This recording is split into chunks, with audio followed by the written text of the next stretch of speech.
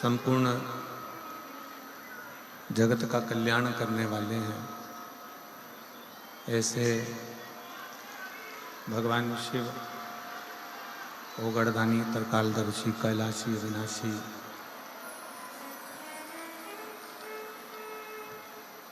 जिनकी पवित्र पावन बाहर की आवाज खोलो, बाहर की पब्लिक की।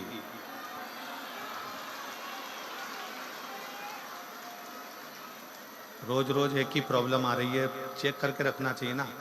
रोज एक ही प्रॉब्लम है कि पब्लिक को आवाज सुनाई नहीं देती। भगवान शिव ओगड़दानी तरकालदर्शी कैलाशी अविनाशी भगवान शंकर जो संपूर्ण विश्व का कल्याण करने वाले हैं, संपूर्ण जगत का उद्धार करने वाले हैं, ऐसे भगवान शिव की पवित्र कथा का लाभ लेने का सौभाग्य आप और हमको प्राप्त हुआ है।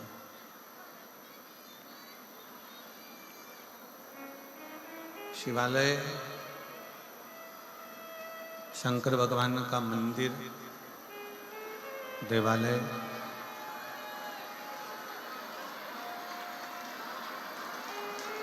भगवान शिव की चौखट, भगवान शंकर का मंदिर, देवालय, शिवालय,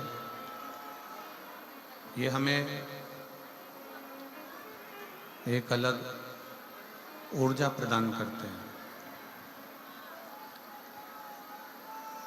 जहाँ पहुंचकर हम अपने मन की बात भगवान शिव से, भगवान शंकर से कहते हैं। दुनिया की दृष्टि में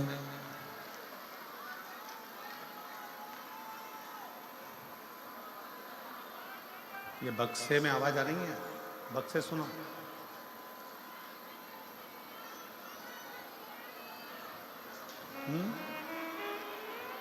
बक्से बंद पड़े हैं, बक्से बक्से चालू करो, बक्से बक्से बंद पड़े हैं सारे।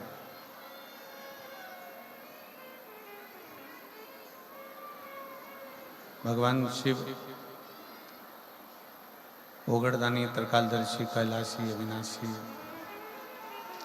शिव तत्व को जानने वाले भगवान शंकर की कथा कहती है कि किसी भी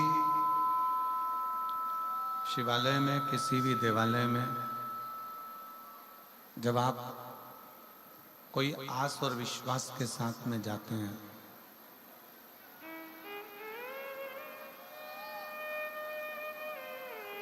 जब किसी शिवालय में, देवालय में आप पूर्ण भरोसे के साथ में, विश्वास के साथ में जाते हैं, तो वो भरोसा आपका शिव पूर्ण जरूर करते हैं।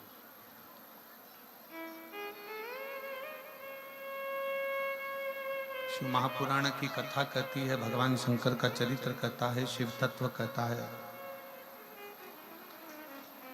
कि शिव मंदिर में केवल एक लोटा जल ही नहीं जाता,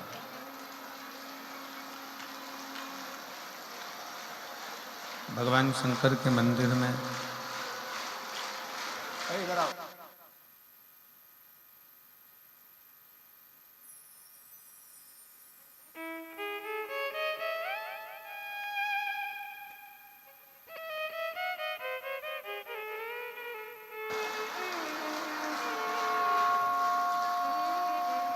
भगवान शिव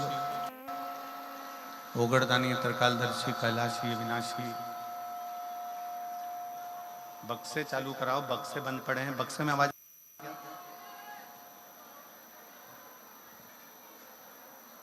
बक्सों में आवाज नहीं आ रही, बक्से चालू करो ना।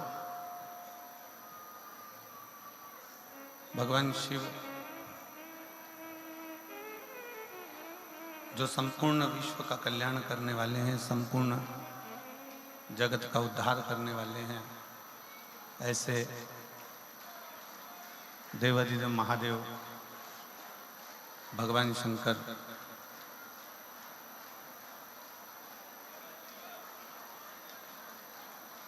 जिनके मंदिर में केवल एक लोटा जल लेकर भी अगर हम पहुंचते हैं, जिनके शिवालय में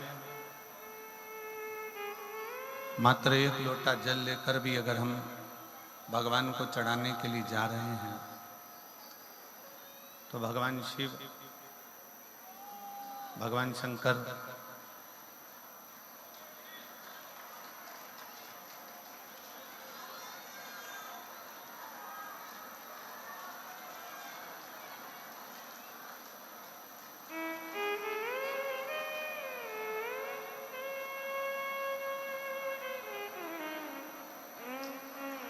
भगवान शंकर, भगवान शिव किसी न किसी रूप में संपूर्ण जीव का कल्याण करने के लिए अग्रण्य रहते हैं। और शिव की कृपा, करुणा, उनकी उदारता, उनकी दया,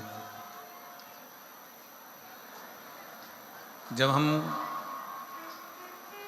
एक क्षण के लिए भी भगवान शंकर के मंदिर में जा रहे होते हैं, भगवान शिव के मंदिर में पहुंच रहे होते हैं, भगवान शंकर के मंदिर में एक विश्वास के साथ में, एक भरोसे के साथ में जा रहे होते हैं, तब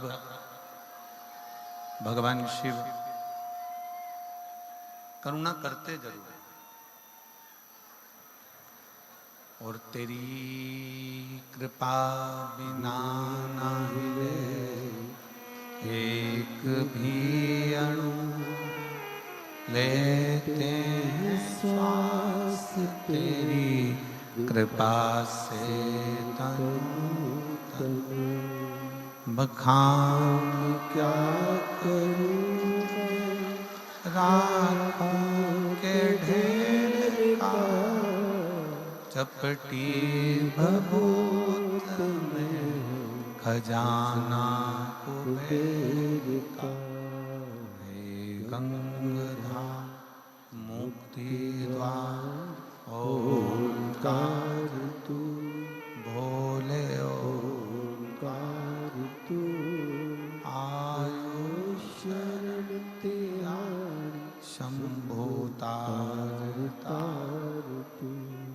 बखान क्या करूं मैं राखों के ढेर का, चपटी भभूत में खजाना कुबेर का।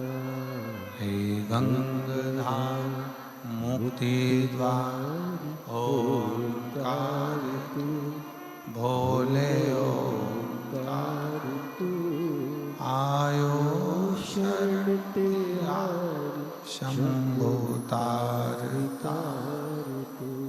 जब हम किसी न किसी रूप में भगवान शिव की शरणागति ग्रहण करते हैं, शंकर भगवान के मंदिर में भगवान शंकर की चरणों में जब हम पहुंचते हैं और कुछ भी ना कहें,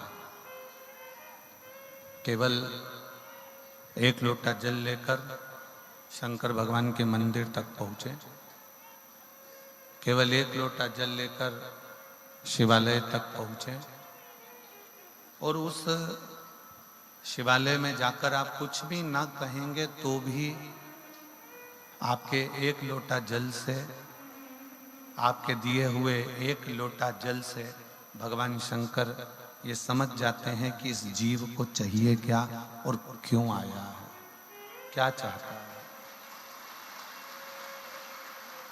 आप कुछ दें ना दें, भगवान शंकर की कथा, भगवान शंकर का चरित्र, शिव महापुराण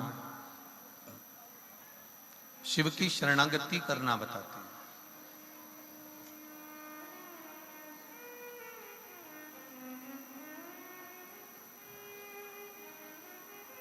एक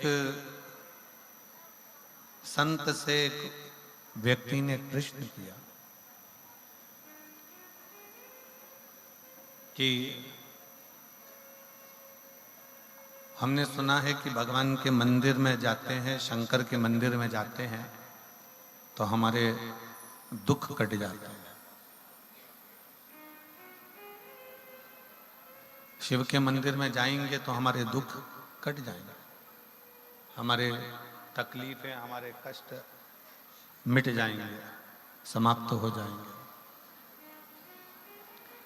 संत ने उत्तर दिया, संत बोले कि केवल मंदिर में जाने से ही दुख नहीं कटेंगे, आपने जिस दिन मंदिर में जाने का विचार अपने दिल में लेकर आ गए उस दिन से ही तेरे दुख कटना प्रारंभ हो।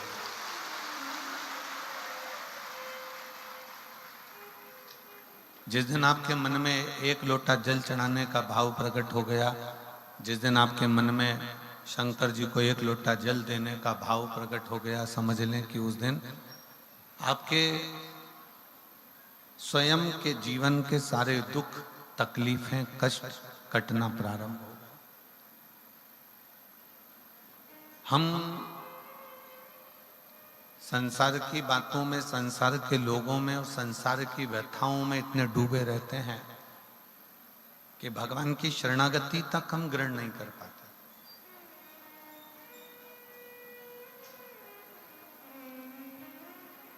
केवल तन जा रहा है मंदिर, पर मन नहीं पहुंच पा रहा। कई लोग ऐसे भी हैं जो रोज मंदिर जाते हैं, रोज शिवालय जाते हैं, शंकर के मंदिर जाते हैं, तो भी बाद में कहते हैं कि गुरुजी भगवान ने तो हमारी सुनी ही नहीं, शिव जी ने तो हमारी सुनी ही नहीं। उसका कारण केवल एक है, उसका कारण है कि आपका तन तो मंदिर तक जा रहा है, शरीर तो मंदिर तक जा रहा है, पर आपका मन मंदिर तक नहीं पहुंच पा रहा, शंकर तक नहीं पहुंच पा रहा।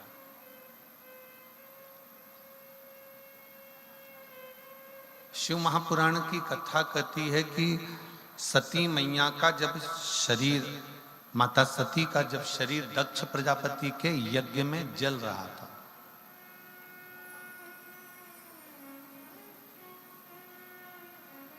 माता सती का शरीर जब दक्ष प्रजापति के यज्ञ में भस्म हो रहा था, तब दुनिया के लोगों को लगा कि सती मां जलकर भस्म हो रही।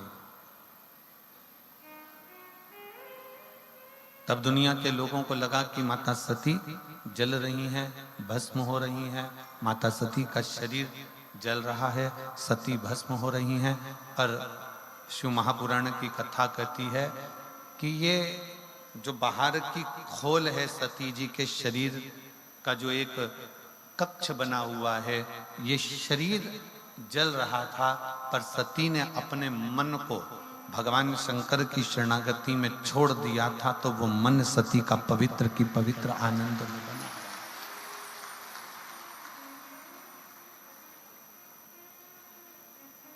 शरीर तो जला, पर मन शिव में लगा रहा, भगवान शंकर की शरणागति में लगा रहा। भगवान शिव की शरणागति में वो मन रमा। कई लोग हैं संसार में, हमारे बीच में वंडे बाबा पहुंचे हैं, एक बार जोरदार ताली बजाकर साधुवाद।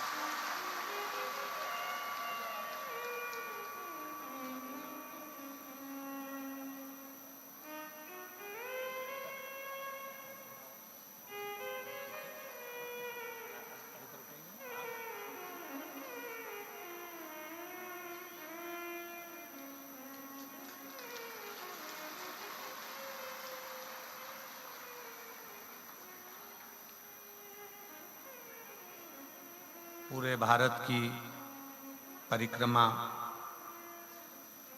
24 घंटे चलती है, ऐसे वंडे बाबा हमारे बीच में विराजमान हैं। और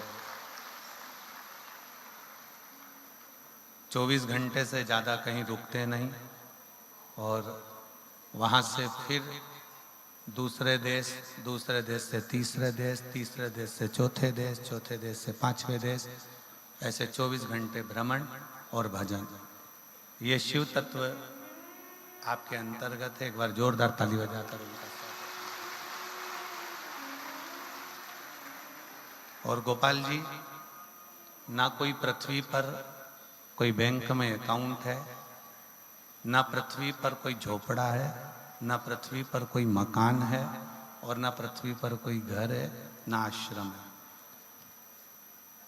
और 24 घंटे भ्रमण पर रहते हैं। और शिव की बड़ी कृपा है, शंकर भगवान की बड़ी दया है। एक बार जोरदार ताली बजाकर साथ।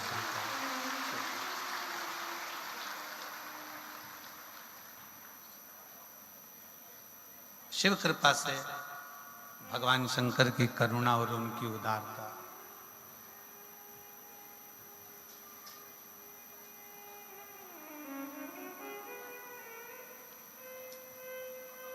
शिव महापुराण की कथा कहती है कि शरीर अगर मंदिर तक जा रहा है, शरीर अगर मंदिर तक पहुंच रहा, तो इस शरीर से पहले आपका मन मंदिर तक जाना चाहिए। आपका दिल, आपका हृदय शिव तक पहुंचना चाहिए।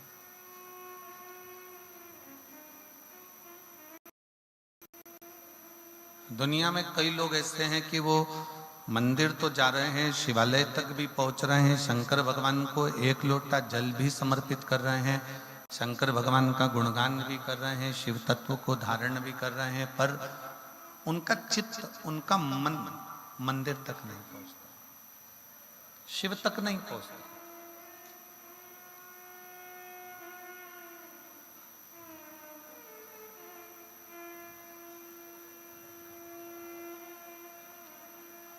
और वो मन जिस दिन आपका शंकर तक पहुंच जाए, वो मन जिस दिन आपका शिव तक पहुंच जाए, उस दिन समझ लेना कि फिर तन मंदिर तक जाए चाहे ना जाए, शंकर मंदिर छोड़कर तुम्हारे दरवाजे तक जरूर आए, शिव तुम्हारे दरवाजे तक जरूर पहुंचेगा, शंकर भगवान तुम्हारी चौखट तक जरूर पहुंचेंगे। ये बक्से नहीं चल रहा है, कोई भी आके सुनो।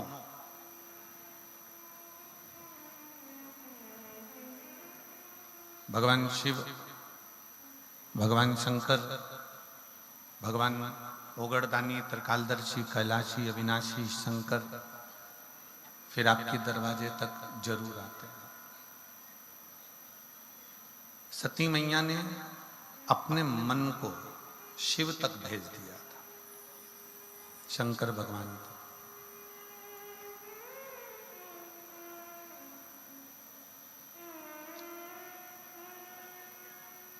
आप जितने लोग बाहर बैठकर कथा सुन रहे हैं, जितने लोग पंडालों में भरे पड़े हुए हैं, आज तो हम आ रहे थे तो हम देख रहे थे कि रोड पे भी लोग बैठे हुए हैं। जब हम गोविंद जी इधर से आ रहे थे ना, तो हमने देखा कि संत निवास के बाहर जो रोड बनी हुई है, उस रोड पर भी लोग बैठे हुए हैं, उस रोड पर भी लोग बैठे थे।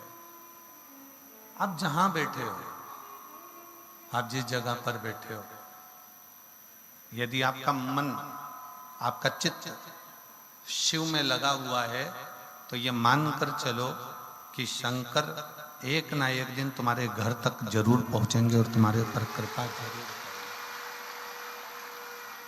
एक कथा शिव महापुराण की बड़ी सुंदर आती है।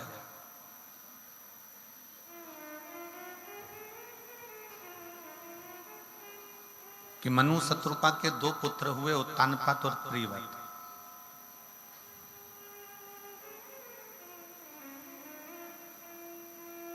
उत्तानपाद की दो धर्म पत्नियां थी, एक सुनीति, एक सुरुचि। और ये आपने शिव महापुराण की कथा में नहीं, श्रीमद् भागवत में भी सुना होगा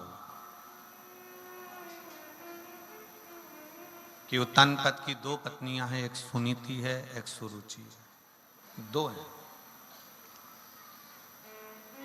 एक नीति का पथ निश्चित करती है, एक रुचि का पथ निश्चित करती है। कल हमने कथा में कहा था आप सभी को कि मनुष्य दो मन से सोचता है। एक मन से ये सोचता है कि मैं ये खाऊं कि ना खाऊं, दूसरा मन कहता है कि ये करूं कि ना करूं।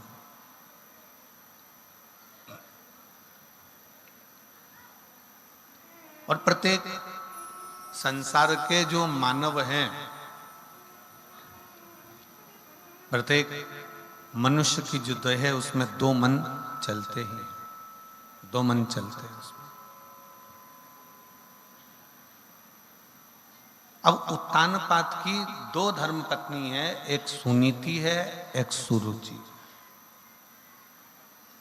एक नीति का पथ निश्चित कर रही है, दूसरी रुचि का पथ निश्चित कर रही है। और नीति जो होती है ना, वो एक ना एक दिन आपको अपने लक्ष्य तक पहुंचा देती है। सुनीति जो होती है वो अपने लक्ष्य तक आपको भेज देती है, पर सुरुचि आपको लक्ष्य तक नहीं भेजेगी। सुरुचि आपको अपने पथ से, अपने मार्ग से हटाने का प्रयास करती है।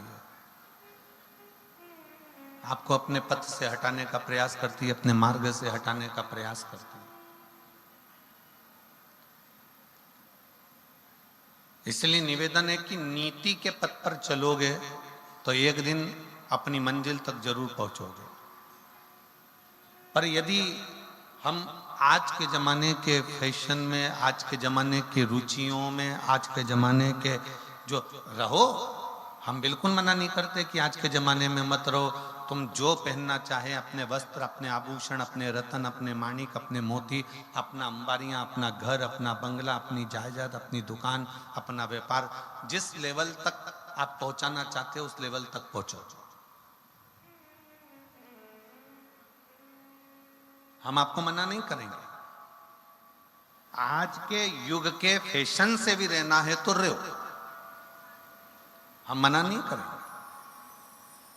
पर इतना याद रखना कि उस फैशन में रहने के चक्कर में कहीं अपने घर का संस्कार समाप्त ना हो जाए, बस इतना ध्यान। खूब फैशन में रहो, खूब अच्छे से रहो। तुम्हारी मर्जी पड़े तो खजूर वाली चोटी बनाओ, तुम्हारी मर्जी पड़े जैसा तुम रह सकते हो वैसे खूब अच्छे से। बार बार मनुष्य का जन्म तो मिलेगा नहीं, अरे बोलो तो जम के, बार बार मिलने वाला नहीं है। ऊपर जाने के बाद धर्मराज आपसे ये नहीं पूछेगा कि आपने कितना कमाया। धर्मराज आपसे ये नहीं पूछेगा कि तेरे पास कितनी प्रॉपर्टी है। धर्मराज आपसे ये नहीं पूछेगा तेरी दुकान कितनी है। धर्मराज ये नहीं पूछेगा कि तूने कितना माल खाया। धर्मराज ये नहीं पूछेगा कि गुलाब जामुन खाई कि इमरती खाई कि भजिया खाया कि पकोड़ा खाया। धर्मराज ये भी नहीं पूछेगा कि तेरे बच्चे कितने हैं। धर्मराज ये भी नहीं पूछेगा कि तेरी पत्नी कैसी थी। धर्मराज ये भी नहीं पूछेगा कि तेरी बेटा बेटी दामाद कैसे थे। धर्मराज तो ये पूछेगा कि तू पृथ्वी पर गया था, मृत्यु लोक में गया था, तुझे इतना अच्छा मनुष्य का शरीर दिया था, तूने एंजॉय करा कि नहीं करा। ये जरूर पूछेगा कि पृथ्वी पर जाने के बाद तू खुश रहा कि नहीं रहा।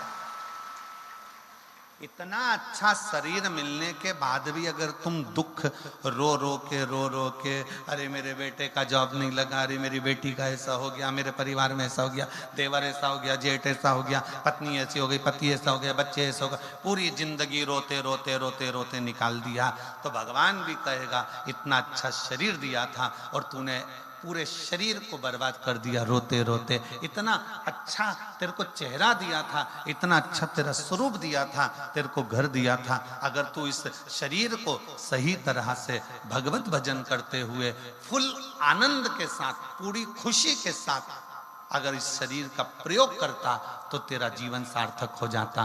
क्यों? हमने जो शरीर मिला है ये परमात्मा की कृपा से मिला। उसकी दया से मिला। और कृपा की ना होती जो आदत तुम्हारी तो सोनी रहती अदालत तुम्हारी। गरीबों के दिल जो जगह तुम न पाते तो किस दिल में होती इबादत तुम्हारी। ये शरीर उस परमात्मा ने बड़े सोच समझ कर दिया, बड़ी करुणा के साथ, बड़ी दया के साथ, बड़ी कृपा के साथ दिया। इसका प्रयोग, इसका सदुपयोग आप कैसे करना चाहेंगे ये आपके ऊपर निर्भर करता है, आपके ऊपर निर्भर करना।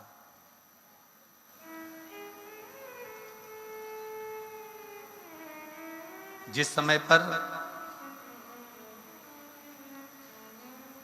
कामदेव जलकर भस्म हुए थे, शंकर भगवान का तीसरा नेत्र खुला और उसमें से एक ज्योति निकली, एक प्रकाश निकला।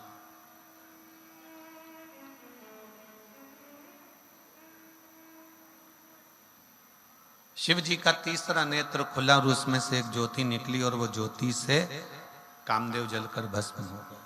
कामदेव जल गए, कामदेव जलकर भस्म हो गए।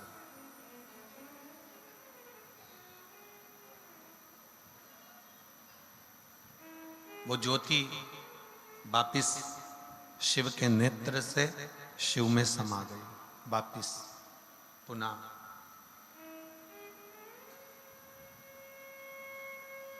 फिर एक बार मां जगतजननी जगदम्बा के साथ में माता पार्वती जी के साथ में जब मंगल विवाह भगवान शिव का हुआ और जगतधात्री मां दुर्गा ने, मां अम्बा ने अपने मस्तक पर जब कुंकू की बिंदी अपने मस्तक पर जब बिंदी को लगाया, तब पहली बार जब भगवान शंकर ने मां जगतजननी की मांग में सिंदूर को भरा और वो सिंदूर का भरना और सिंदूर का तत्व बिंदी से मिलना, अब इधर हरियाणा का तो हमको नहीं मालूम है यहाँ का व्यवहार, और परंतु इतना जरूर हम जानते हैं कि चाहे हरियाणा हो, चाहे राजस्थान हो, चाहे पंजाब हो, चाहे कहीं पर भी हो, शादी के समय पर पति जब पत्नी की मांग भरता है तो सिंदूर इतना भरता है कि वो नाक पर गिरता है, नासिका पर गिरता है। आवाज सेट नहीं हुई है, बाहर की आवाज रिटर्न होकर आ रही है, अंदर के बक्से बंद पड़े हुए हैं। आकर जरा सेट करिए और समझिए उसको।